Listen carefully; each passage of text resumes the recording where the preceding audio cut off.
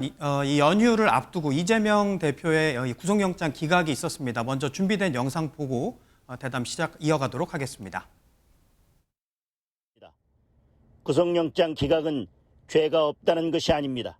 그 핵심은 이재명 대표의 죄는 소명되었지만 제1야당 대표라서 구속만은 하지 않겠다는 것입니다. 제발 나쁘끄러운 선전선동으로 추석 밥상 앞에 앉은 국민들의 분노를 키우지 말기를 바랍니다. 사필 규정입니다.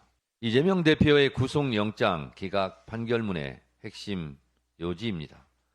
한마디로 직접 증거가 없고 굳이 구속할 필요가 없다는 것입니다. 윤석열 검찰 독재 정권의 폭력성만 여실히 드러난 이번 기각 사태에 대해 결재하고 제거한 한동훈, 윤석열의 대국민 사과가 필요합니다. 먼저 윤기찬 위원장님께 질문을 드리도록 하겠습니다. 아무래도 추석 민심 이야기도 많이 듣고 오셨을 테고 사실 지지율에 대한 부분도 생각하지 않을 수가 없는데 좀 어떻게 듣고 오셨습니까? 글쎄요, 저는 이재명 대표나 정치인들이 이제는 국민을 설득하는 단계가 아니고 규정하는 단계에 이르렀어요. 어떤 사안이 있을 때 이에 대해서 해명하고 국민께 납득을 구하는 이런 설득 과정이 예전에 다 있었거든요. 본인 측근들이 구속되거나 어떤 비리에 연루되면 여기에 대해서 수사를 요청하면서 본인들이 죄송하다라고 하고 설득을 하는 과정이 있습니다. 요즘 그렇지 않아요. 규정합니다. 지금 보면 세 가지 구속 기각이 된 것은 이재명 당대표한테는 다행이죠. 그런데 어찌 보면 그중에 하나의 혐의에 대해서는 분명히 소명됐다고 얘기를 하고 있고요. 그럼 거기에 대해서 위증교사라는 것도 상당히 큰 부도덕한 거예요. 이 전반적으로 보면 어쩌다 이렇게 잘못한 게 아니잖아요. 위증을 교사했다는 거예요, 재판부에서. 그럼 거기에 대해서 분명한 입장을 표명해야 되는 건데 입장 표명이 아닌다 하더라도 언행에 묻어놔야 되는 건데 그게 일단 없어요.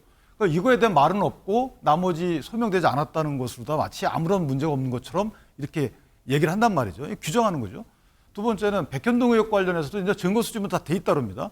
근데 여러 가지 증거로 볼 때, 간접 증거로 볼 때 분명히 상당한 의심이 든다. 근데 직접 증거가 없다. 그래서 다 구속하지 않겠다. 이거예요. 상당한 의심이 든다는 것은 저희 법조인들의 언어로는 간접 증거는 많다는 겁니다. 근데 재판에서는 직접 증거 없어도 간접 증거로 유죄 인정이 가능해요. 자, 이런 사안을 보면 법조인인 이재명 당대표나 측근분들 입장에서 보면 여기에 대해서 조심스럽게 접근을 해야 되는 거죠. 떳떳하다 이렇게 접근하면 안 되는 거예요. 불미스러운 일에 연루돼서 죄송하다. 근데 지금 너무 이게 언제부턴가 정치권이 너무 당당해요. 국민들에 대해서. 그런 점 등이 결국 나중에 총선에 또는 추석 민심에 어떤 영향을 미칠지는 서서히 나올 것입니다. 앞으로 이게 구속 리스크가 아니잖아요. 사법 리스크이기 때문에 재판 과정이 계속 거의 생중계될 거예요. 여기에 대해서 이재명 당대표가 어떻게 대응할지, 민주당이 어떻게 대응할지에 따라서 이것이 추석 민심의 이후에 상당한 영향을 미칠 가능성이 있다. 저는 그렇게 판단합니다. 네. 아무래도 이재명 대표가 일단은 지금 건강이 어떤지 또 앞으로 활동을 어떻게 할 건지 또 지금 얘기해 주신 것처럼 사실은 이 구속을 면했다는 게 죄가 없다 이건 아니지 않습니까? 그런 부분에 대해서는 민주당에서 어떤 이야기들이 좀 나오고 있습니까? 실제로 이 구속영장 기각이 곧 무죄다라는 걸 말하는 것은 아니죠. 하지만 지금까지 한동훈의 법무부가 그리고 검찰이 또 윤석열 정부가 얼마나 이재명 당대표와 민주당의 유력 인사들을 사실상 정치를 사법화하는 데 활용했던가를 여실히 또 보여주는 모습이라고 생각을 합니다. 과거에 박근혜 대통령 당시에는요, 아마 25명의 검사가 약 70여일 정도 이제 수사를 했다고 해요. 이번에는 70여 명의 검사들이 700여일 넘게 이 수사를 이어왔죠. 그리고 증거는 차고 넘친다라고 한동훈 장관이 직접 이야기를 했고, 이재명 대표의 말이 사실이라면 당연히 기각하지 않겠느냐. 이렇게 말함으로써 한동훈 장관 스스로가 이재명 대표 말이 사실이라는 것을 사실상 자인하게 되는 상황으로까지 오게 된 것입니다. 법무부 장관이 사실상 검찰 장관으로서의 역할을 자임해왔고 그렇게 함으로써 정치의 사법화 또 사법의 정치화를 주도해 왔다라는 것에서 저는 이 지점에서 한동훈 장관과 윤석열 정부의 어떤 행태에 대해서는 국민들이 분명히 비판을 하실 거라는 생각이 들고요. 그리고 이 이후부터 이 민주당 특히 이제 병상위에 있는 이재명 대표가 꼭 명심해야 될 것이 하나 있다고 보는데 바로 그것은 이전에 있었던 체포동의안 가결과 부결에 의원들이 서로 이제 다른 입장을 갖고 있지 않습니까? 여기에 대해서 이재명 당대표가 해줘야 될 메시지는 가결한 의원도 부결한 의원도 민주당입니다라는 메시지로 당을 봉합하는 것입니다. 그 지점에서 아마 민주당을 바라보는 국민들은 민주당이 바뀌었구나라는 마음으로 신뢰를 하실 것이고요. 앞서서 우리 기사를 보지 않았습니까? 당의 내용보다 비전을 향한 당의 통합이 다음번 총선의 승리로 귀결될 것이라는 점에서 당대표의 메시지가 이제 너무 중요하게 되었다 이런 생각이 듭니다. 네. 제가 하나만 바로잡으면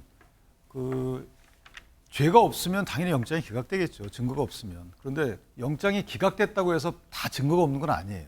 이게 약간 구성의 오류인데 그런 취지 하나 말씀드리고 그다음에 이제 이게 영장 기각이 됐다고 해서 다 검사나 아니면 그 지휘 라인에 있는 사람들이 사과를 해야 되면 영장 기각률이 사실 20%가 넘거든요. 그럼 그분들 다 사과해야 되는 거 아니잖아요.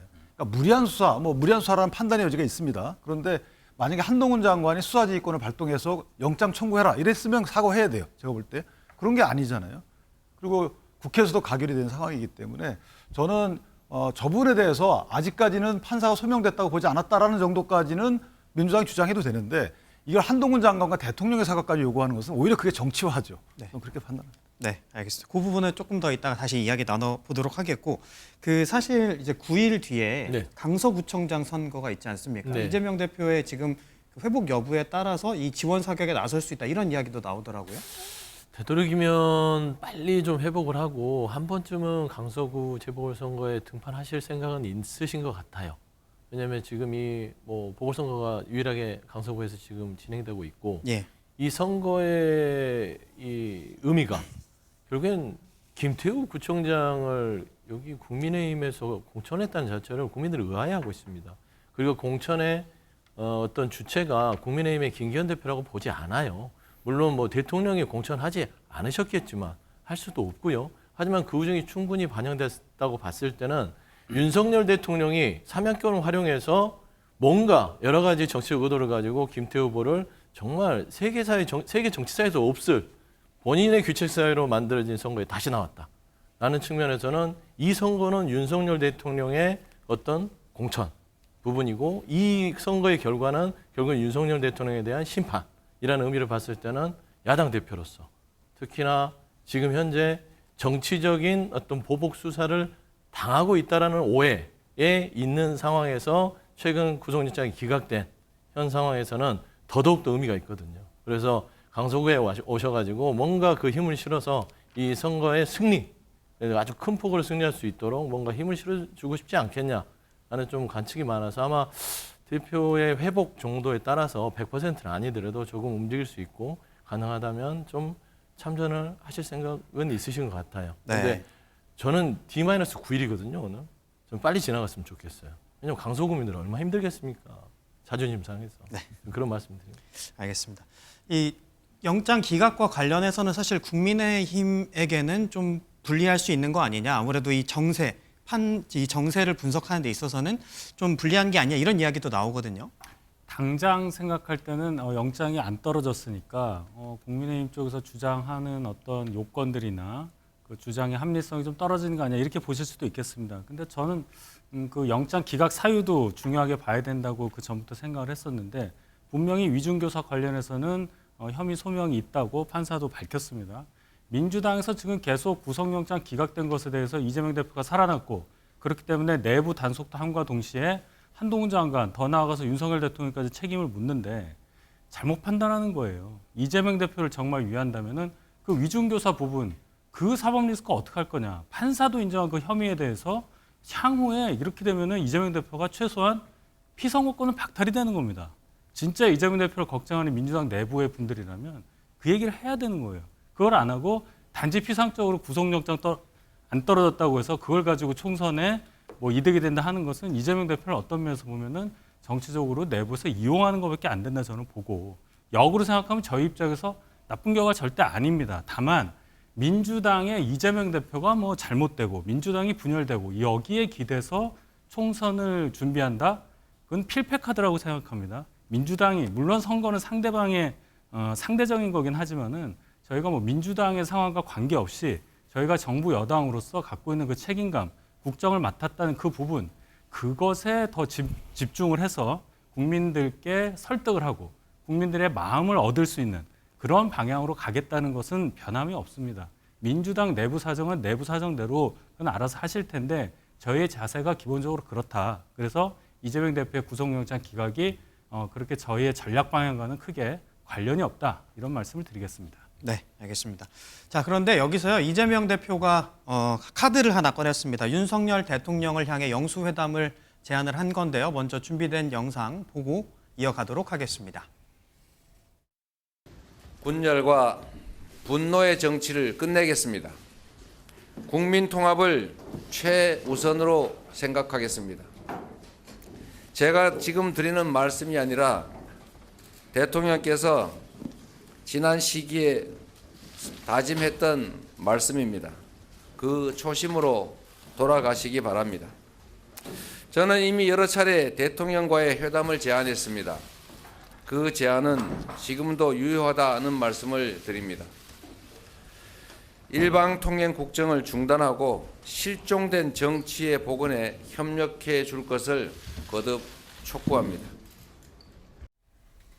네, 영상은 1월 달에 있었던 신년 회견을 통해서 한 거고 이 SNS를 통해서 이재명 대표가 제안을 했었습니다. 그렇죠? 예. 그런데 사실은 수용 가능성은 되게 낮아 보이고 예. 이재명 대표가 여기서 민생을 언급을 했습니다. 이 부분에는 어떤 의도가 담겨 있을까요?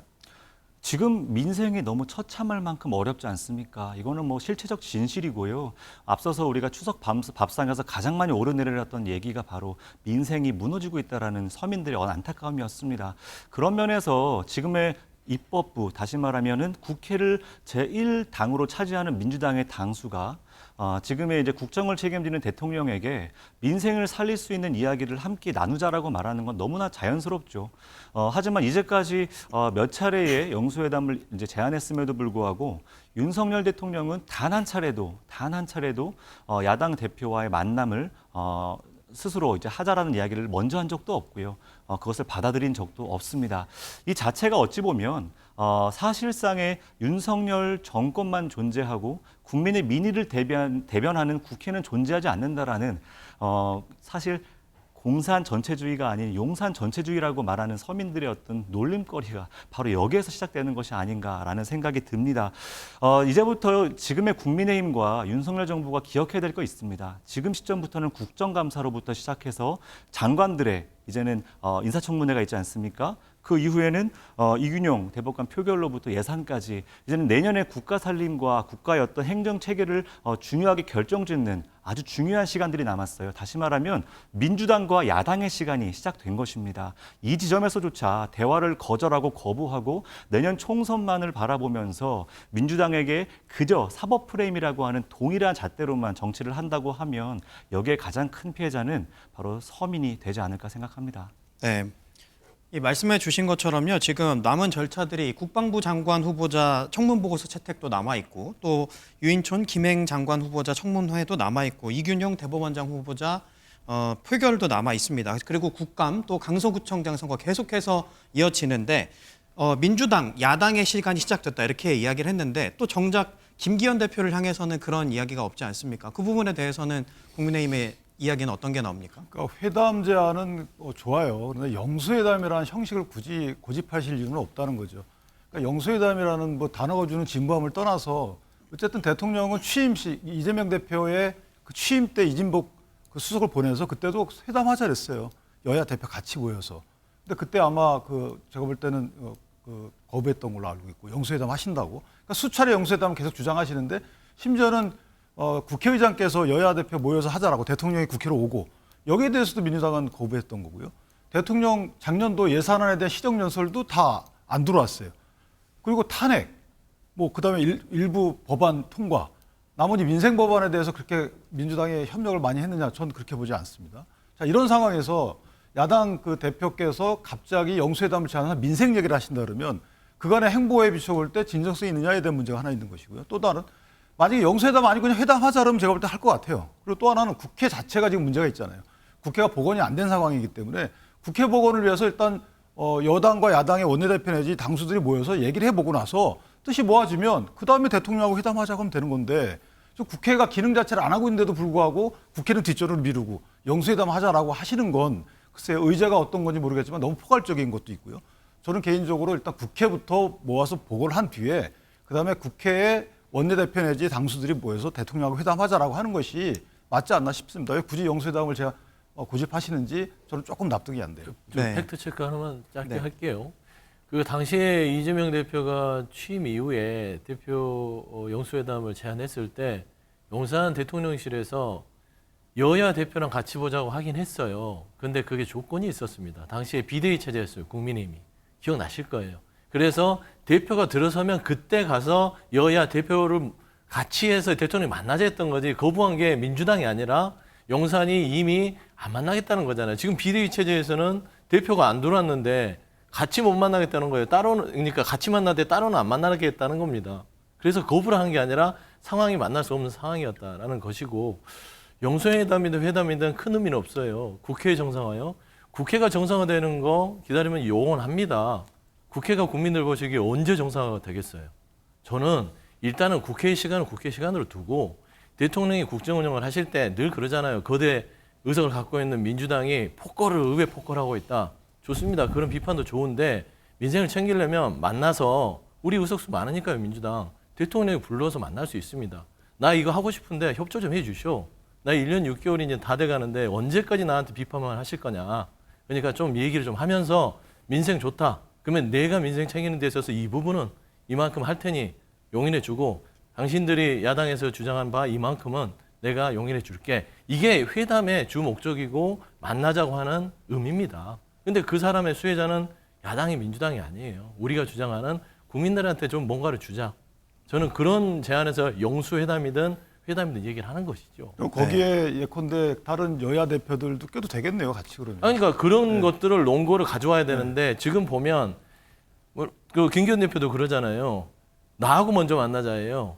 그거 아니라 지금 던진 거는 대통령실에 던졌습니다. 그러면은 최소한 사람이 질문을 던졌으면 대답은 질문을 받은 사람이 해야 될 거 아니에요. 근데 대통령실에서 아무 말 안 하잖아요. 네. 답이라도 해달라 이런 말씀이신 이런 것 거가 같고. 네. 중요한 게 아니라 이게 물론 정치가 명분이 중요한데 실제 이재명 당대표 입장에서 보면 갑자기 단식하고 쭉 어찌 보면 아까 뭐 전체주의 말씀 주셨는데 당대표 전체주의 아니겠어요? 당대표에 어긋나는 건 다 안 되는 거죠. 가계표 던진 사람도 야, 나 가계열표 던져줘라고 했다가 갑자기 마음을 바꾸셨지만 거기에 따라서 가계표 던져도 잘못했다는 거고 본인이 요구하시는 대통령실과의 뭐 단독회담 안 되면 그것도 잘못된 거고 김기현 대표가 나랑 합시다라고 하면 그것도 잘못된 거고 그러니까 이게 뭔가 조리도 없고 이성도 없어요. 예컨대 뭔가 기준이 있어야 되는 거 아니겠습니까? 그러면 모일 이유가 없는 건데 왜 굳이 대통령실 내 걸 거부하면 안 되는 거고 당대표는 갑자기 단식해도 괜찮은 거고 이런 식의 뭔가 맥락이 없다는 거죠. 이재명 당대표께서 진짜 갑자기 태세전을 하실 거면 야 여야 대표 같이 만나자 모여서 우리 이런 얘기 해보자라고 해서 대표성을 갖고 만약에 영수회담 합시다 이러면 괜찮아요. 예컨대 여야 대표가 만나서 뜻을 모아서 근데 그게 아니고 뜬금없이 갑자기 여야 대표끼리의 아무런 의사합치 없이 연락 없이 회의도 없이 갑자기 영수회담 제안을 하게 되면 대통령실에서 곤혹스럽지 않을까요? 그러면 대통령실에서 여야 같이 셋이 보자라고 얘기를 하든지요. 뭐라도 반응을 그러니까 해달라. 반응이 있어야 되는데 네. 그냥 이게 무슨 정치적으로 접근하는 생뚱맞은 소리냐 이런 얘기잖아요. 이런 반응들은 네. 대화를 안 하겠다는 것이다라는 그런데 차원에서는 좀 대통령 만나기가 이렇게 힘듭니까? 저는 그런 생각이 들어요. 네.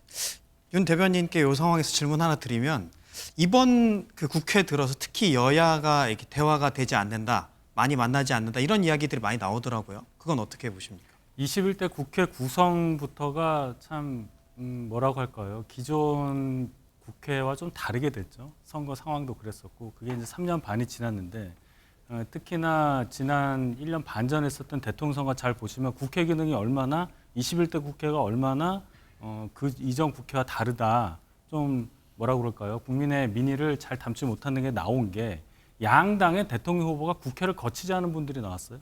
그런 적은 처음입니다.